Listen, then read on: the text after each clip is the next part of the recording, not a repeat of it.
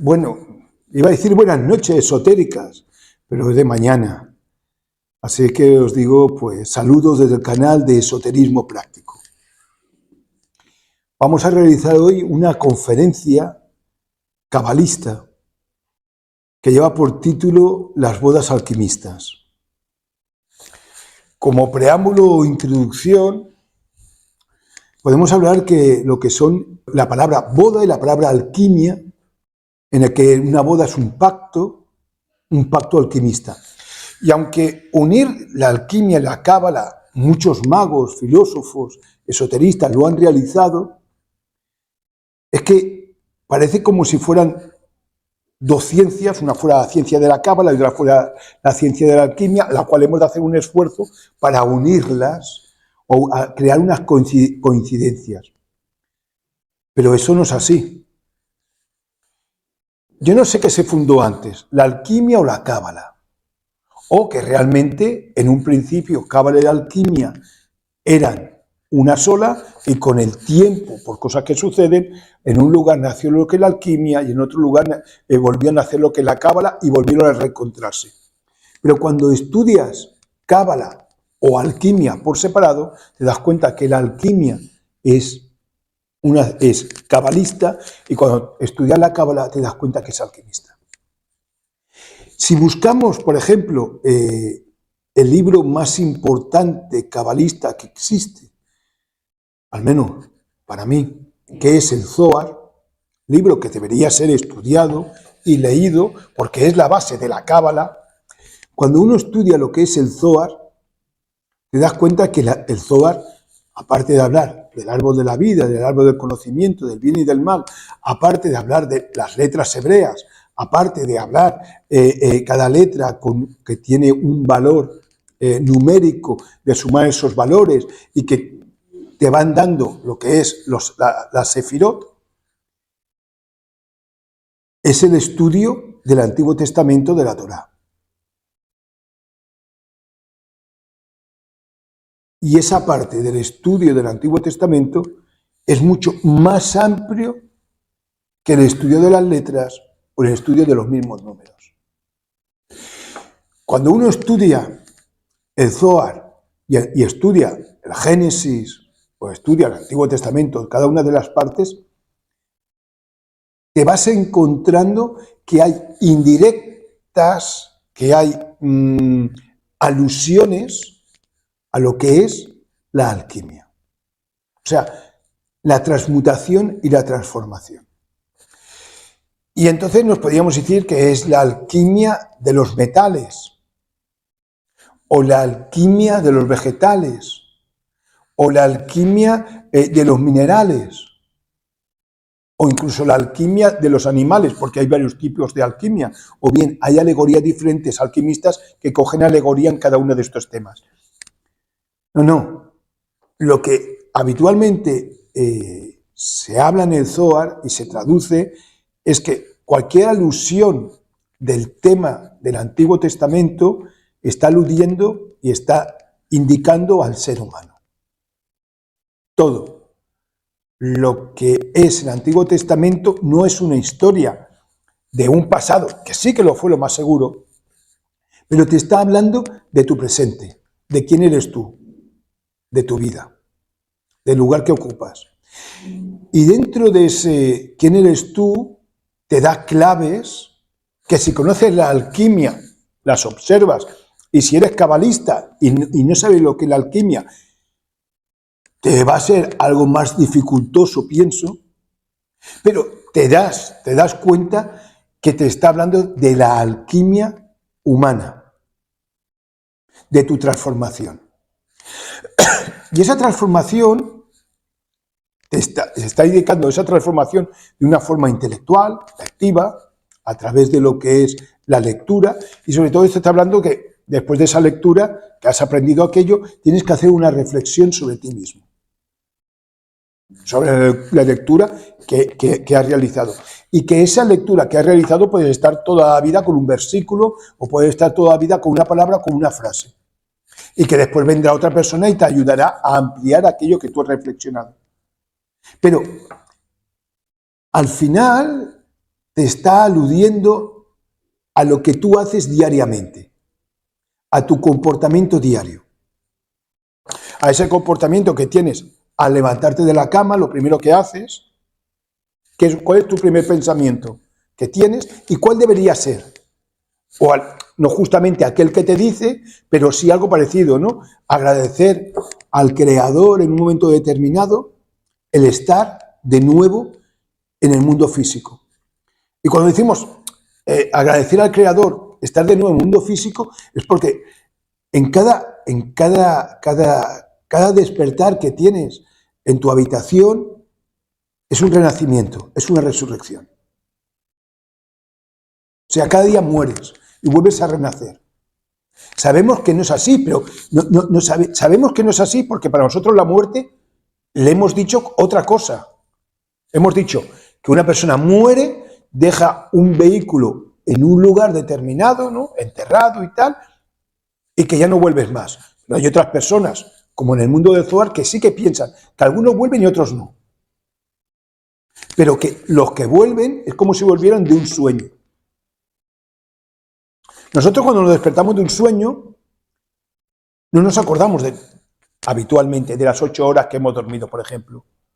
Nos acordamos de unos flashes que dura un tiempo y que después durante el día va desapareciendo y que cuando a lo mejor llega la tarde, después de todos los ajetreos que hemos tenido, no nos acordamos de lo que soñamos, sino que hemos tenido un sueño muy fuerte y que nos ha impactado.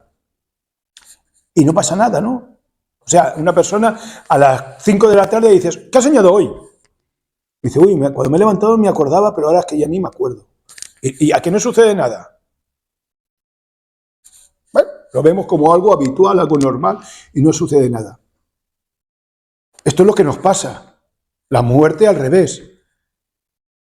Cuando morimos y dejamos nuestro cuerpo en cierto lugar, que es enterrado o quemado, y volvemos a nacer, no nos acordamos de lo que pasó ni anteriormente, cuando estábamos en otro mundo, ni de la existencia pasada.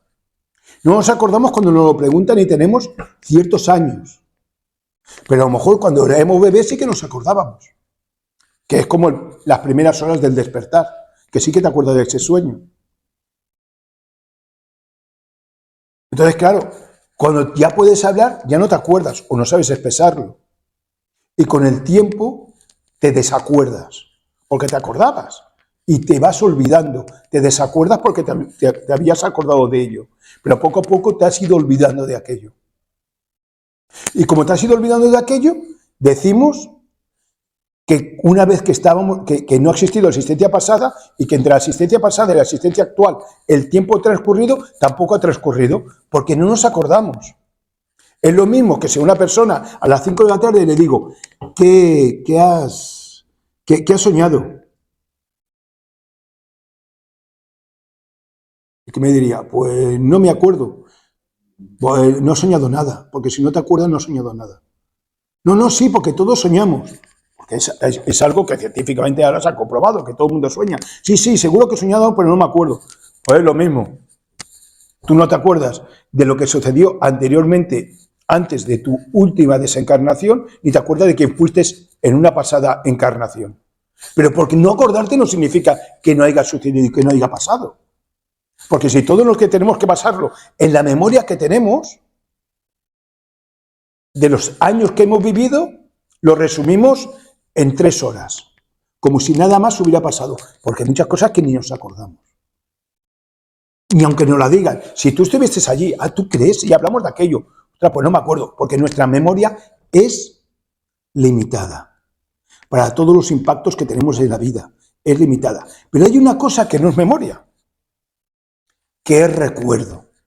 Y el recuerdo no solamente se relaciona con el centro intelectual, sino se relaciona con un centro que es superior al centro intelectual. Y por eso se llama centro intelectual superior. Y este centro ahí se encuentra lo que es el recuerdo. Pero el recuerdo hay que despertarlo.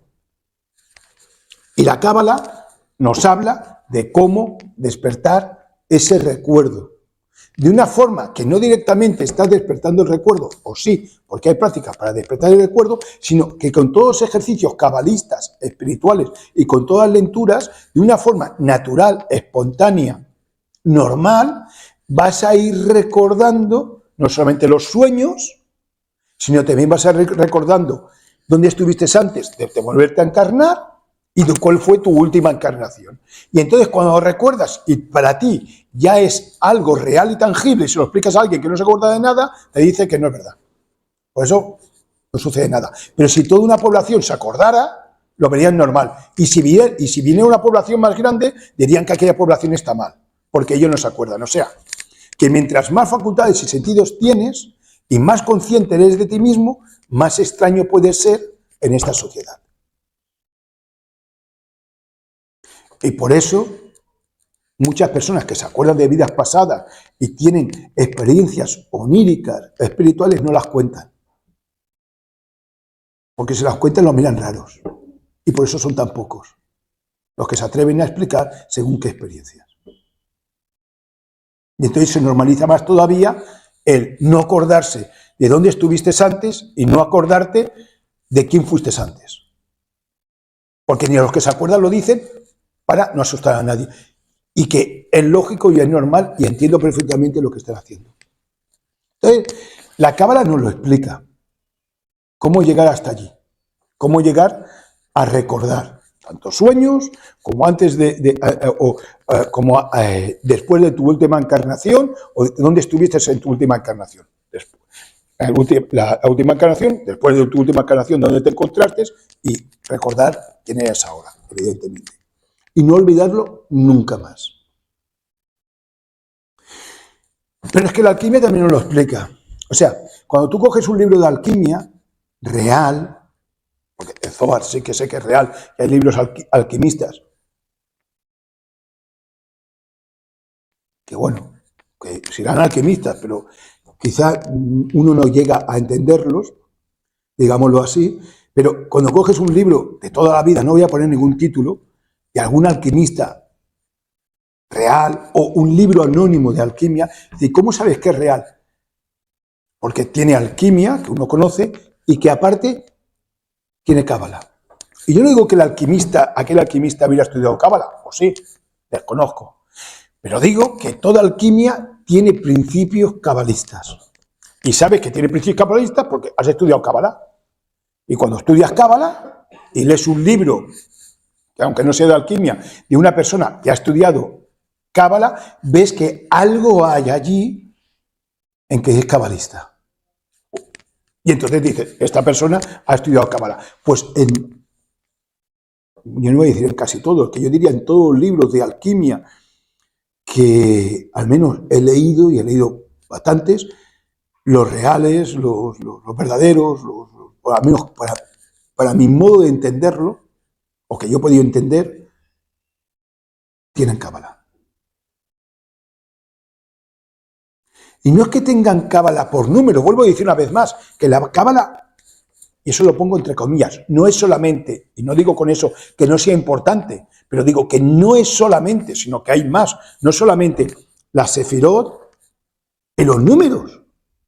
Eso es una parte de la cábala, importante, sí, pero es que la cábala es mucho más, pero muchísimo más. La cábala puede ser conocida no solamente a través de eso, para eso uno tiene que leer el Zohar. Y cuando uno lee el Zohar, te das cuenta de lo que estoy diciendo. El libro de los esplendores, el libro de las luces. Y cuando has leído el Zohar en varias versiones o extendidamente, lo has leído y lo has estudiado y lo has intentado interiorizar y lo has practicado,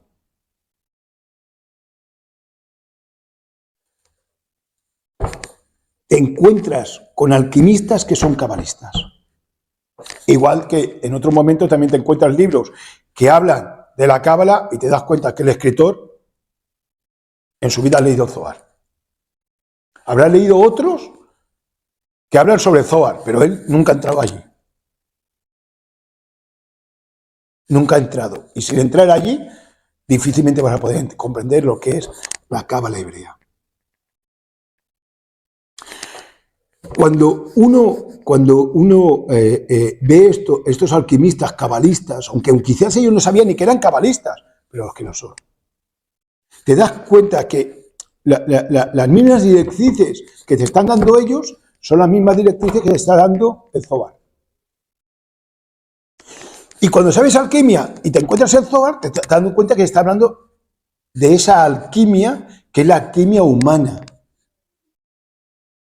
Y que la alquimia humana se quiera, igual que te habla que ha de haber una transformación intelectual, emocional, de hábitos, de costumbres, te habla, porque es el día a día, te habla que cuando vas a comer, qué has de hacer con la comida, que has de bendecir, por qué has de bendecir esa comida, qué es lo que sucede, qué es lo que pasa, que por qué hay que agradecer cuando uno se compra una camisa nueva, que no es esta, y te la pones por primera vez, ¿a quién se la tienes que ofrecer? El día a día, es el día a día, es el día a día, y con eso cómo repercute esto en otras dimensiones. Cuando te vas a dormir, que te puedes ir a la Academia Celestial, esto es el Zohar. De verdad, leerlo, o sea, es el Zohar, es el Zohar puro. Cuando uno va estudiando todo esto, llega un momento, la comida, el trabajo, cómo tienes que trabajar, cómo te tienes que vestir, por qué tienes que hacer esto, por qué iría bien hacer lo otro, no hagas esto, no te cortes las uñas de esta manera, cómo lavarte las manos, cómo purificarte, toda tu vida normal, con tus hijos, con tu mujer, con tu marido, con tus padres, con tu madre, con los primos, con los sobrinos, con los animales. Es eso, es que es todo lo que hacemos diariamente. Y cómo eso repercute, si lo haces de una manera o lo haces de otra. Y te pone ejemplos de personas. Escrito de su forma y de su manera. Que tienes que adaptarte a esa escritura. Pero bueno, como el libro de los muertos egipcios. Tienes que estudiar mitología egipcia para después leerlo en varias versiones y llegar a comprenderlo. A lo mejor tienes que leerte, no sé, en mi ocasión tengo unos 16 o 17 libros diferentes del libro de los muertos egipcios. Llevo años estudiándolo y llega un momento en que uno lo entiende más que antes. Faltaría. Llega un momento que llega la sexualidad, tu comportamiento, tu relación sexual, y te explica tu relación sexual. Si haces A, haces B, haces C, haces D, haces F, o hagas lo que hagas. Te va explicando. Y si te acoges a ella y lees un libro de alquimia y entiendes la alquimia, el Zohar, en la alquimia, en todos los procesos que he dicho, se igualan y se equiparan. Cada uno de su manera.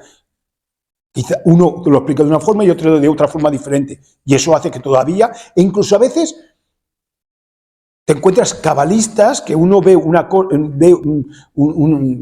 frase, un versículo de la Biblia y le da una explicación, otro le da otra explicación diferente o opuesta. Y los dos están contentos por haberse encontrado las dos cosas, la que tenían y la opuesta, porque ahora tienen un tesoro más grande. Pues con la alquimia sucede lo mismo. Entonces, en la sexualidad te encuentras lo mismo. Y no podemos apartar la sexualidad en nuestra normalidad de vida. Porque es un porcentaje muy importante de nuestra vida. Y si ya coges un libro de tantrismo, que habla sobre el tantra, pero personas que hayan leído libros tántricos hindús,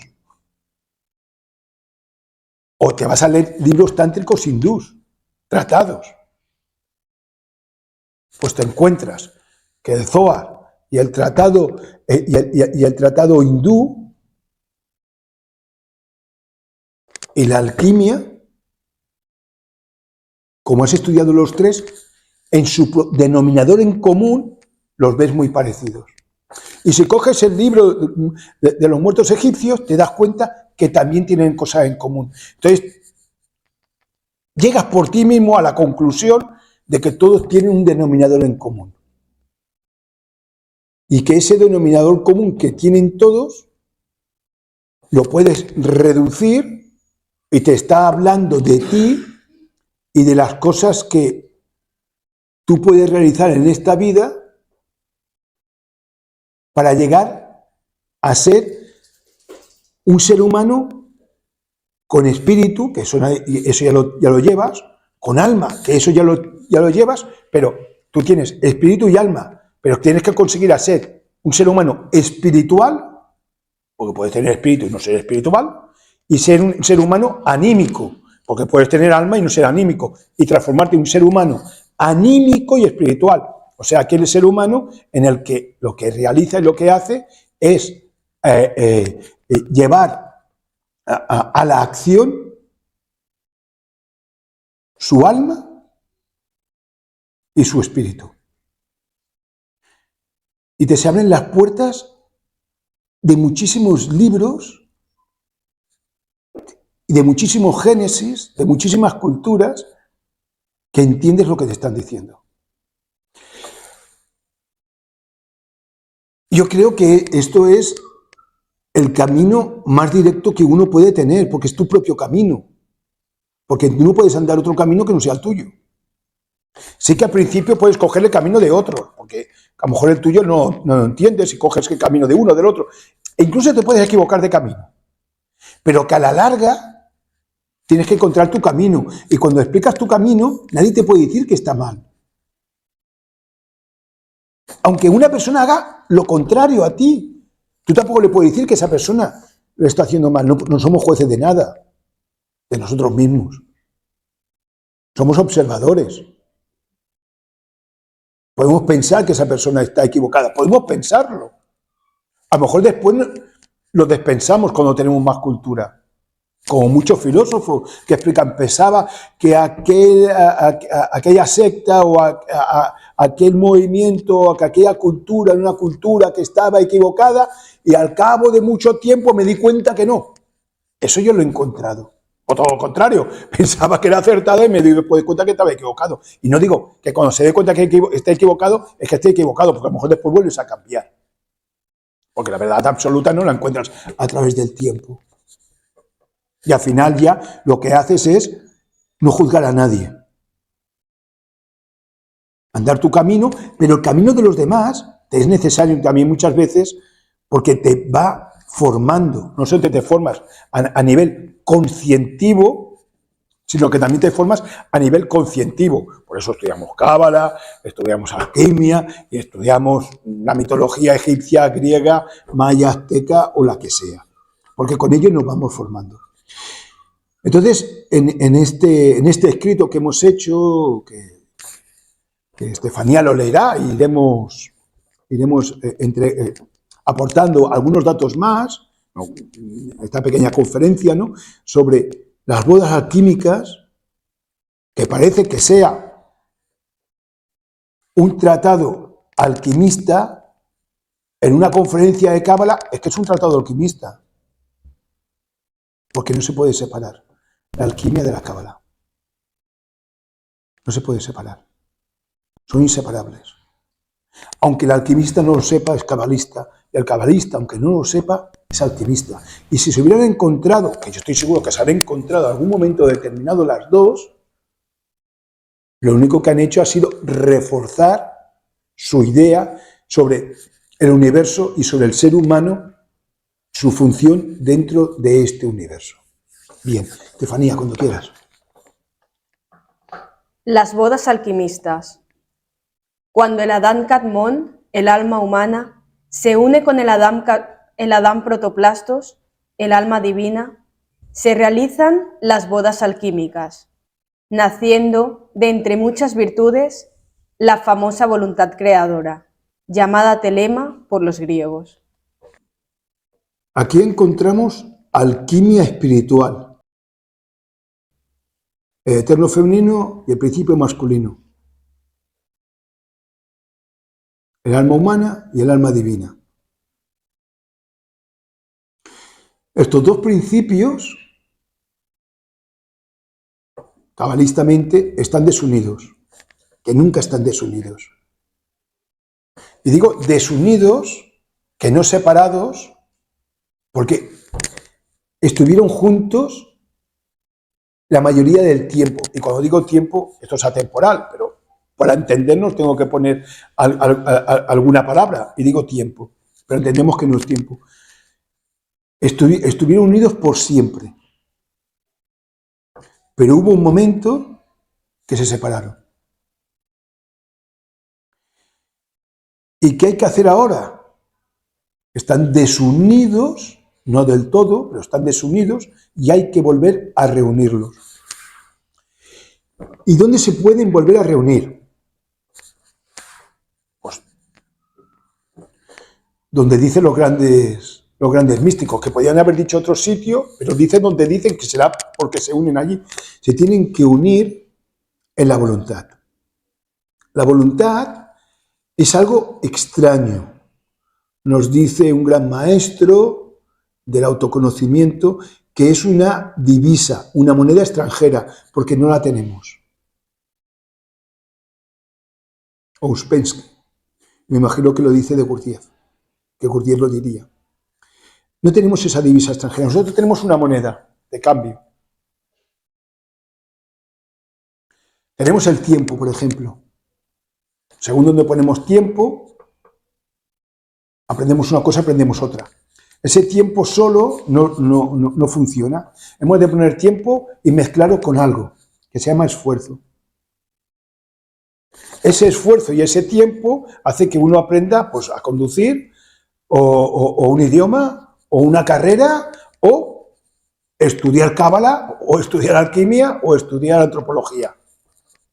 Esfuerzo y tiempo, dos valores muy fundamentales. Pero aquí, como estamos hablando de reconstruirnos otra vez, cuando ese esfuerzo y ese tiempo lo ponemos dentro, nos hace falta otro factor, que es la voluntad.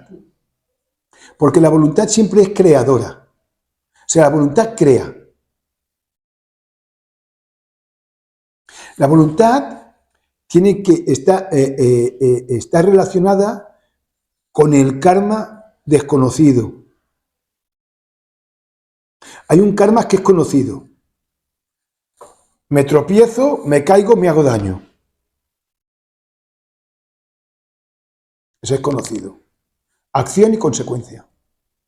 Pero hay otro karma que es desconocido, que es causa y efecto. La causa la desconocemos. ¿Cuál es la causa que estamos nosotros aquí? Conocemos la acción que nos ha traído aquí, nuestros padres. Vale. Pero la causa es metafísica y la acción es física. Entonces, desconocemos lo que es la causa. Y desconocemos la causa porque la causa se relaciona con la voluntad. Para conocer causas hay que tener esa divisa extranjera que nos dice Ouspensky y Gurdjieff, yo estoy seguro que también, que es la voluntad. Por eso la voluntad siempre es creadora.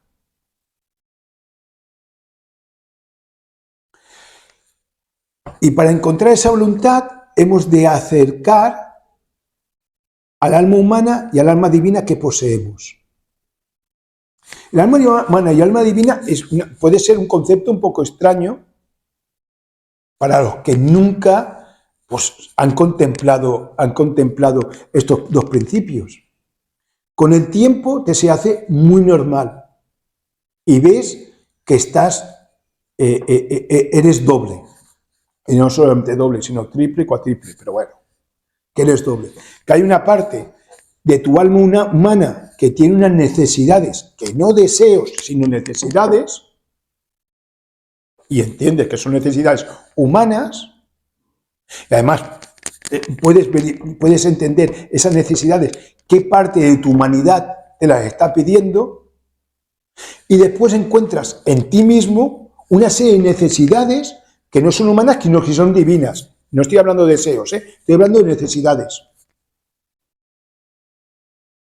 Y que haces tus necesidades humanas, las realizas y realizas tus necesidades divinas. Y que en ocasiones se complementan y en ocasiones diremos son opuestas, por no decir contrarias, pero casi lo digo, son opuestas. Y entonces cuando son opuestas, ¿qué hago? Te transformas en alquimista. y creas la unión de los opuestos. Unir lo fuático con lo acuoso. Hacer que lo fijo se transforme en volátil. ¿Y cómo lo haces? Con tu inteligencia, con el espíritu. Y lo consigues. Te haces un constructor de ti mismo. Y vas consiguiendo telema, la voluntad. Y lo de la voluntad es necesario, muy necesario. Estamos faltos de tener voluntad. No estoy diciendo de capacidad de esfuerzo, estoy hablando de voluntad. Y uno reconoce lo que es la voluntad cuando la ejerce. Y no es, me voy a levantar a las 5 de la mañana. Eso es un esfuerzo, o un super esfuerzo, con gran admiración, pero no es voluntad creadora. Eso es acción y consecuencia. Yo estoy hablando de causa y efecto. Bien. La voluntad creadora es un impulso divino. Sí, exactamente, sí. La voluntad creadora es llamada la divisa extranjera. Pues sí. La figura de Tiferet es el sello de Salomón, dos triángulos uniéndose, uno ascendiente y el otro descendiente, dando como significado la unión del triángulo mágico con el triángulo ético. Y aquí estamos en pura cábala. Hemos llegado a Tiferet, nuestro centro de gravedad. Ahora no está en nuestro centro de gravedad Tiferet. Ahora somos seres humanos de Malyut, de este mundo. Pero nacimos de esta forma, y cuando digo nacimiento, no me estoy refiriendo a esta última existencia, o quizá algunos sí. Nacimos de esta. El ser humano nació siendo un cuerpo físico,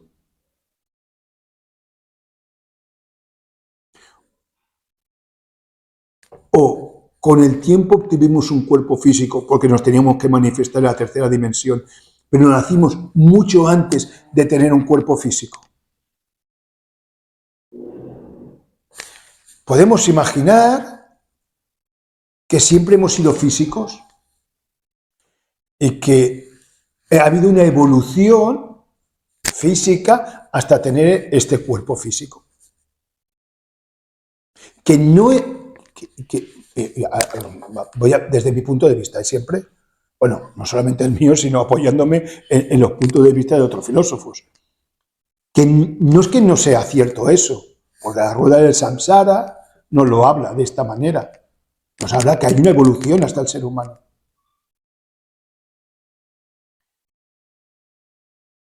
Pero nuestra esencia alma siempre ha estado, entre comillas, encerrada o manifestándose en un cuerpo físico. No, cuando desencarnamos no tenemos un cuerpo físico y se sigue manifestando. ¿Dónde se manifestó antes de un cuerpo físico? Ya no de humano, sino del que queramos. Si no vamos a la rueda de samsara, antes de ser un mineral o antes de ser una célula. En el mundo de la mente. Nitja. Y luego en el mundo astral, Jod. En el mundo etérico, y el Sot. Y después en Malyut, con muchos Malyuts, con muchos cuerpos diferentes. Con muchos cuerpos diferentes. ¿Y qué es lo que nos dicen? En que no solamente en Netzah estuvimos, sino estuvimos en Tiferet. Que ahí hay una serie de reuniones en Tiferet. En Tiferet es donde se encuentra el guardián del camino. O sea, en Tiferet encontramos el kilómetro cero, por decir algo, en la que hay muchos caminos, los cuales hemos de caminarlos todos a la vez. A veces no los caminas todos a la vez, pero hay que caminarlos todos. Y a veces se caminan todos a la vez, que no sé si serán todos a la vez porque son muchos, pero unos u otros, o sea, como si fueran todos a la vez porque caminas mucho. Porque eso es una capacidad que tiene la esencia, el don de la ubicuidad, de estar en varios lugares a la vez.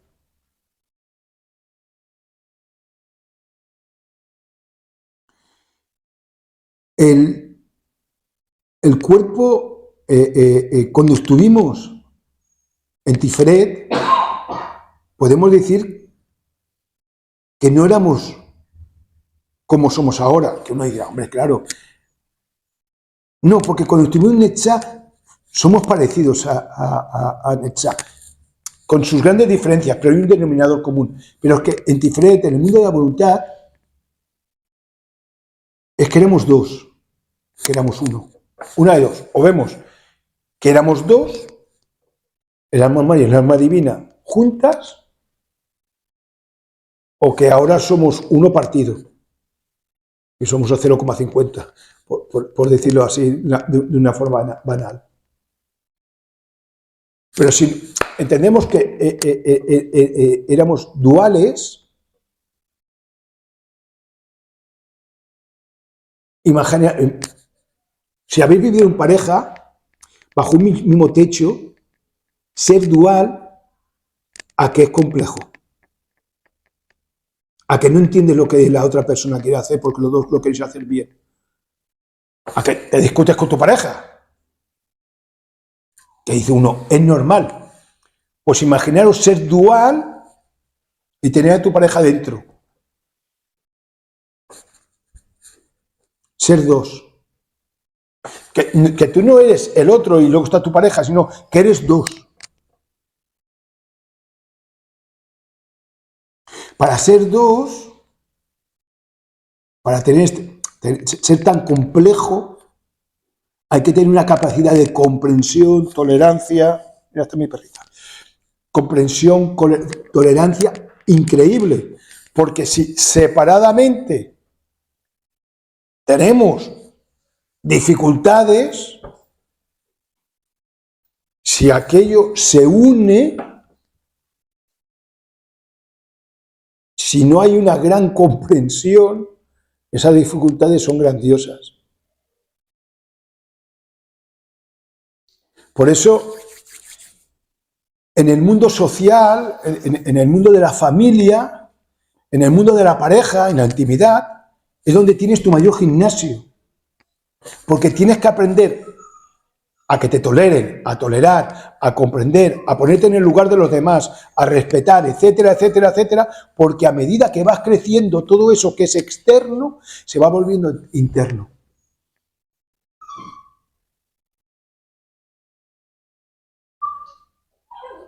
Muy bien. Tiferet pertenece al triángulo ético. Sí. A Tiferet, anatómicamente, se le sitúa por debajo del esternón, en la glándula timo, muy próxima al corazón. Sí. Y bueno, pues me dicen que hasta aquí es la lectura. Pues muchas gracias por vuestra atención y nos vemos en una siguiente conferencia.